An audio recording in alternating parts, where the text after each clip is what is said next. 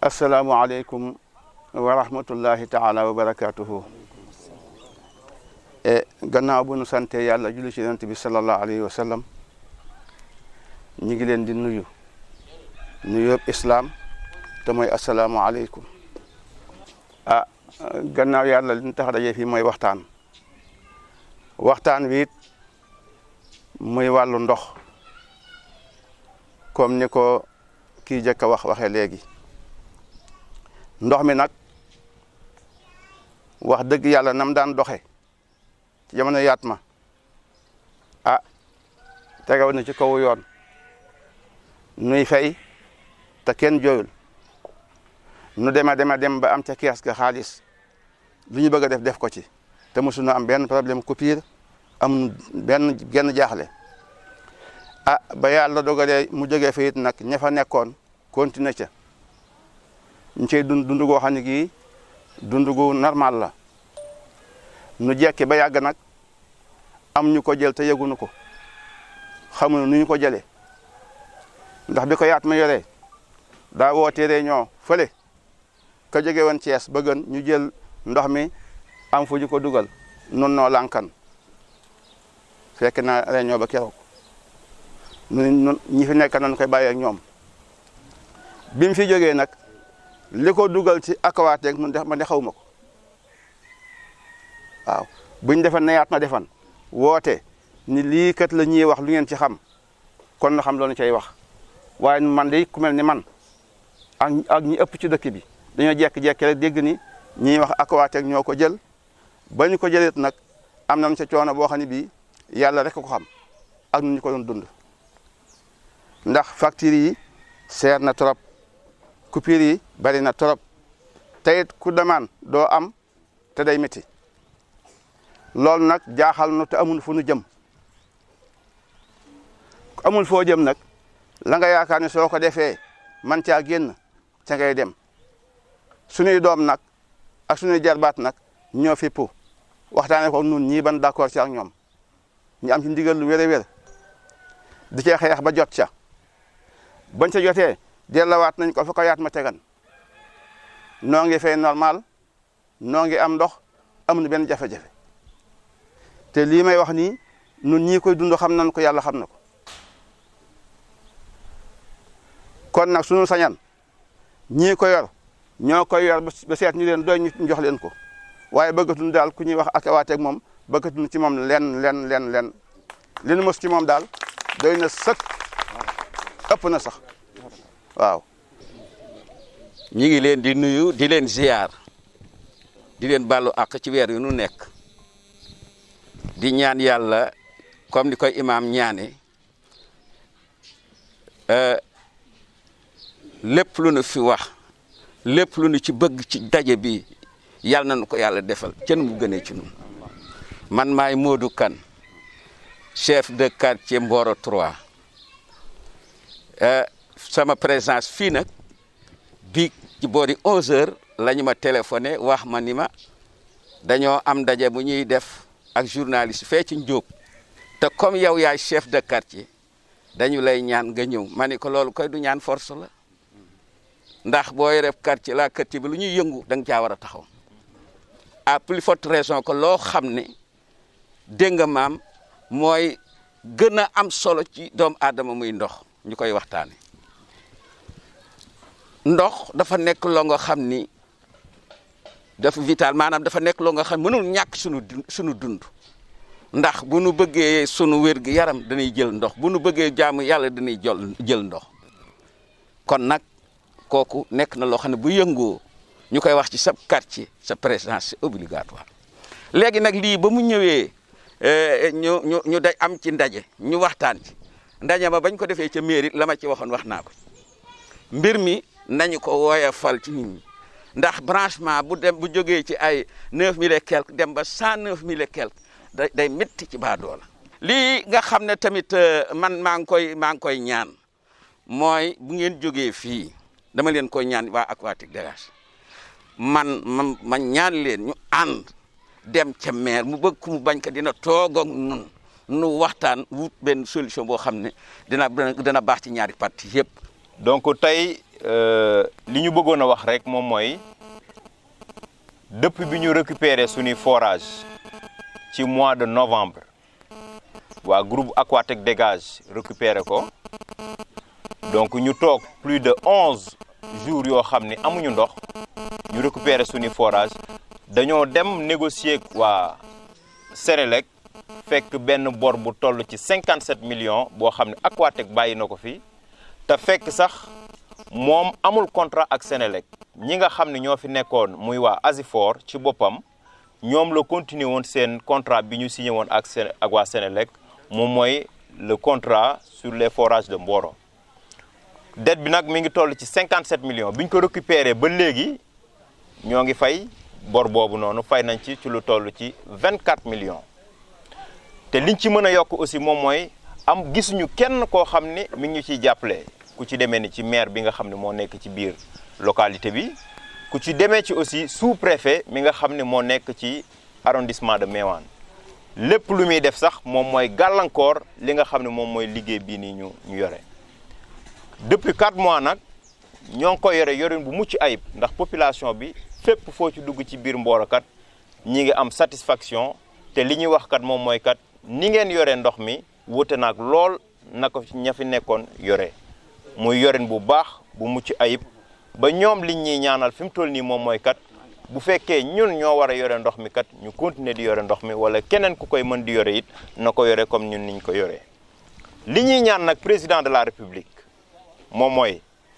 mu boole ñoog les services techniques yi nga xam ne ñooy yëngutu ci wàllu ndox ak les services de contrôle pour ñu yore ndoxum Mboro ci yoren bu gën a mucc ayib ndax it xam-xam bi mi ngi ci biir Mboro ressources yeeg lépp mi ngi ci biir Mboro kon nag Mboro bu fekkee dafa bëgg a yorum ndoxum boppam mën na koo yor te du ci xaar kenn. mu mel ni kon tey mouvement Aquatech Dégage moo woote pour leeral mais bëgg lii may wax président de la république laa ko adressé ko soxnaam muy Marème Faye Sall ndax jigéen la comme ñun te li nuy dund bëgg nañu mu yëg ko président de la république taxawal na fi réforme ci politique de l'eau pour ñëpp mën a am ndox andi fii PUDC ci PUDC bi la forage yi juddoo ba dëkk yëpp gis ci seen bopp ba Mboro am ci forage am ñu ko ci sant bu baax di ko ci féliciter ndax bu sañoon ñëpp am ndox waaye am na problème bi mooy que le ministre de l'hydraulique ministre bi yor ndox mi yënguwu ci doxu ci OFOR yënguwuñ ci doxuñu ci ba moo tax ñu jël Aquatech teg ko ci sunu kaw bi nu koy andil kenn yëgu ko waaye kenn newul déet ñëpp dañ ci ànd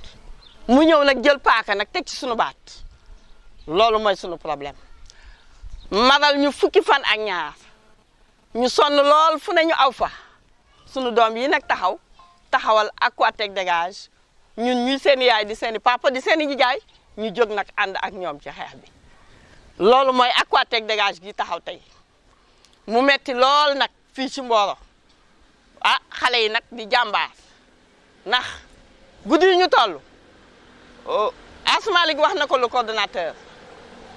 Aquatech ameel na Senelec 57 millions de dettes te ñun ñii ñoo ko fay ba pare mu jël ko dem yoonam ñu di ko fayaat Aquatech nekk ak ñun buñ daan dugalee 5000 mu ñëw ne 110000 mu metti lool facture yi ñëw surfacturation gis nañ fi ba gis ay facture 200 000 francs loolu kenn xamul lu mu doon ñu nekk fi nekk bu ñaaw bëgguñu fee jënd dara dama la ne facture yi sax loxo lañ ko daan bindee imprimante sax amul ordinateur amul loolu musiba la loolu la ñu dund ak ñoom bi ñu leen yëkkatee ba léegi sunu doom yi jël ndox mi ndox manqueetul Mboro kenn naanatu fi ngelaw kenn fayatu fi ngelaw robinet yëpp a ngi sotti ndox mu tàng jër facture yi ñu teg ko fa ko chef de l'État teg muy mètre cube 250 ku jot sa facture kontaan ku jot sa facture way ku jot sa facture fecc kon maa ngi wax ni Asmalik ngi naan le maire ak le sous-préfet jàppale wuñ ñu ñun ñaanuñu leen ñoom dañoo yor suñu xaalis mu ngi ci compte Mboro dafa am xaalisam bu mu moom ñu di ko rañ ba mu des 17 millions mu ngi ñu teg ci compte fii ci Mboro ñu di leen wax ni génne leen ko ñu lànk loolu déjà problème la ñuy waxati nag Aquatech sonal ñu lool ñuy wax nag président de la république ni muy defal ñëpp su jiixi jaaxa ju mel nii amee day woote waxtaan nanu woo ñi Aquatech couvrir te ñu sonn ñëpp gis nañ leen ñuy jooy fu ne ñuy yuuxu ñuy ñaan président bu paree auditam nañu woo ñu waxtaan ak moom nañu woo waxtaan mooy wàllu góor suñu waxtaanee dinañ trouver solution à ce problème. maa ngi leen di nuyu yéen ñëpp di leen ziare di leen jox seen wàccuwaay di rafetlu seen teewaay di sant tamit ñi fi nekk ñëpp di bëgg a wax rek lenn li nga xamante ni ñun waa askanu Mboro parce que bu ñu nee Aquatech dégage askanu Mboro yëpp moo si nekk ñu bëgg a wax ak suñu président di ko xamal ni Aquatech moom coono bi ñu tegoon fii ñaan nañu yàlla mu nekk ay gént te gént yee pare nañ ci moom mu dimbali ñu ba xam ne ñoom Aquatech moom ñu sànni nañ ko ginnaaw moom lépp lu mu bëggoon mooy dëkk yi monde rural bi am jàmm am ndox mais bi mu ko joxee Aquatech coono ak métit rek la ñu teg te yàlla def nañu tey jii fii ci Mboro moom ñun jël nañ Aquatech teg ko si ginnaaw ñi ngi wax nag ñu naan det bii nga xamante ne ñu ngi naan waa Aquatech ñoo ko yoreel waa Senelec du dëgg mais loolu foo nekk si Sénégal boo ko bëggee vérifier di nga ko vérifier Aquatech mi ngi yoreel waa Senelec 57 millions yooyu ñuy wax te mu leer nañ ñun fay nañ si plus de 22 millions 818 mille 100 plus de 12 millions 662 14 millions 668 mille 100 francs yi nga xamante ne 5000 yooyu ñuy wax naan dañ koy sàcc ak dañ koy escroquer waa dëkk bi ñoom ñoo ko dajale waa dëkk bi waa askan ki yëpp ñu dugal ko Senelec mu indil ñu courant 5000 francs yooyu moo tax tey ji courant bi ñëwaat fii ci Mboro ndax ñoom waa Aquatech bi ñu coupé courant bi dañoo daw dem seen yoon bàyyi ñoog suñu mar ñu dajale waa dëkk bi kenn ku nekk yore sa 5000 moom lañ yóbbu Senelec 12 millions yooyu 268 mille 100 francs yooyu moom mu 5000 yi ñu doon dajale 22 millions 818 100 yooyu moom la ñu fay dugal ko ci moratoire yi 2 millions yi depuis le 29 janvier ba léegi nii kon ñun lépp li ñuy def ni nga ko def ba mu leer nañ nëbbatuwuñu defuñu ko feneen it te c'est vérifiable yëpp a ngi nii président bu ko soxlaa ñu yóbbul ko kon Aquatech lépp li nga xamante ne ñu ngi koy wër di wax amut ñoom benn Asifor yolawul leen benn det ñoom ñoo sàcc xaalisu askan wi dem di ko lekk bàyyi ñoo coono te ñun dootuñu ko nangoot moom président nag ñun duñu xeex duñu sànni duñu wax lu ñu wërta duñu def lu ñu wërta moom bu bëggee jàmm na ñëw fekk si lu ñu bëgg mu jàppale comme moom dafa bëgg jàppale askanam ñu jàppale ko mu jàppale ñu mais pour teg ñu Aquatech dootuñu ko nangooti si fii ci Mboro. Je ne serai pas long, c'est tout juste pour faire appel au président de la République pour lui dire au nom des populations de notre localité que Mboro est plus que déterminé pour faire face à Aquatech SA. Nous ne reculerons d'un seul iota au cas où l'État ou le gouvernement ou les autorités veulent nous imposer Aquatech. Plus jamais Aquatech, c'est notre slogan, plus jamais Aquatech à Mboro. La souffrance est suffisante. Nous avons assez souffert et nous ne sommes plus prêts à souffrir encore. Donc que ça cesse. Aquatech n'a qu'à aller chercher ailleurs. Le cri de cœur est national. Donc Aquatech, bon vent à Aquatech. Qu'il nous laisse notre localité. Nous sommes assez majeurs pour gérer notre eau. Et vraiment, nous les souhaitons bon vent, bon débarras. À jamais Aquatech. Bye bye Aquatech. man li may regretter rek moo di maanaam ñun ni daan doxalee ak ñu bees ñi muy Aquatech bi ñëwee ni ñuy doxalee wute na trop macha allah bi ñu ko yoree recette Mboro macha allah yëgu na trop ñi bi ñu ñëwee yëg na mais ci seen côté la doxee parce que dañ dem nañu ba léegi chaque jeudi ñu ñëw ma jox leen xaalis au minimum dans lay jox 5 à 6 millions par jeudi te yow maanaam li nga fekk ci Mboro ci ay problème parce que problème Mboro moo di quartier ci bari jotu ñoo am ndox man foog naa ñoom Aquatech bu ñëwee Mboro jël ndox mi li maanaam souci majeur maanaam li mu gën a xalaat moo di Mboro chaque quartier am ndox ni ñu waxoon ay milliards lañu indaale gëmuñu ci dara parce que wane wuñ ko man foog daan dinañ dem ba 3e forage dañ ko dem am Mboro mais malheureusement amuñu ko au contraire ñoom Mboro dafa nekkoon seen vache laitière maanaam nag woo xam ne da nga ñëw ko rat di yóbbu waaw loolu la ba ci branchement yi ñun suñu jamono ñun 5000 francs ngay joxe ñu defal la benn devis maanaam de raccordement nga jël say tuyau si waaye mais ñoom dañu ñëw rek imposer population bi 110 000 francs yoo xam ne wécc lañu ci delloo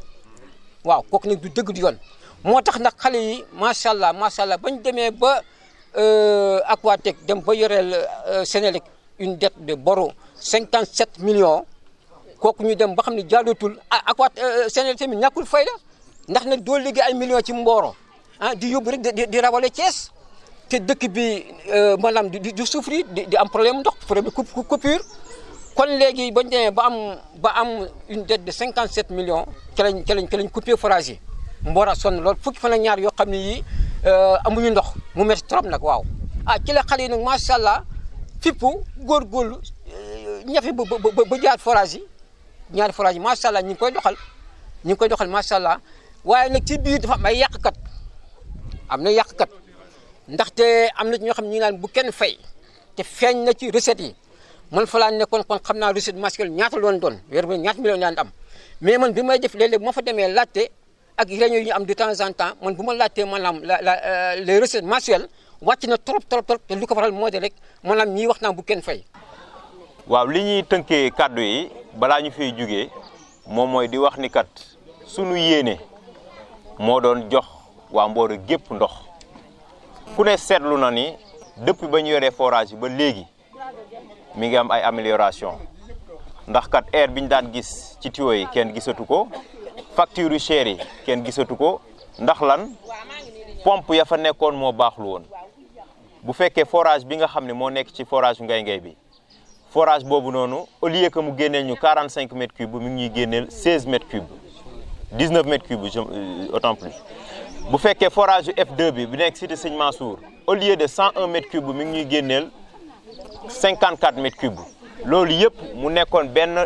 gap boo xam ni pour ñu combler ko il faut que ñu def ay amélioration jéem a xool yeneen pompe yu gën a adapté ak forage ñu dugal ko ci fii ci forage F1 bi muy Ngay am nañ beneen pompe boo xam ni def nañ ko fa ba fi mu toll nii bu doon 45 la am nañ fi mu toll nii 40 ba 38 mètres cubes la ñuy am ci ay waxtu loolu yëpp nag ngir rek soulager Mboro ci ay jafe-jafeem waaye dañoo gis ni am na ci biir Mboro ñoo xam ne ñi ngi wax ni kat bu leen dem fay ndox mi ba am na ci ñoo xam ne ñii ñu ngi yore ñaari facture ñii ñu ngi yore ñetti facture ñii ba ñeenti facture ñu ni nag à partir de lundi 10 mai 2021 danañ tàmbali coupure yi et en même temps aussi danañ tàmbali branchement yi képp koo xam ne ci biir Mboro am nga branchement boo xam ne bëgg nga koo def sa biir quartier wala sa biir kër boo ñëwee ca forage ba ca Ngay boo defee sa demande ñu defal la devis wax la ñaata ngay fay ñu ñëw defal la branchement képp koo xam ne tamit gis nañ ni sa facture fayoo ko danañ ñëw jox la bon de coupure ba pare tamit jox la coupure kon loolu daal lañ ñëwoon nañ ko tënk ci kàddu yi balaa ñuy jox imam muy tënk di ñaan ñu yëkkati jotaay bi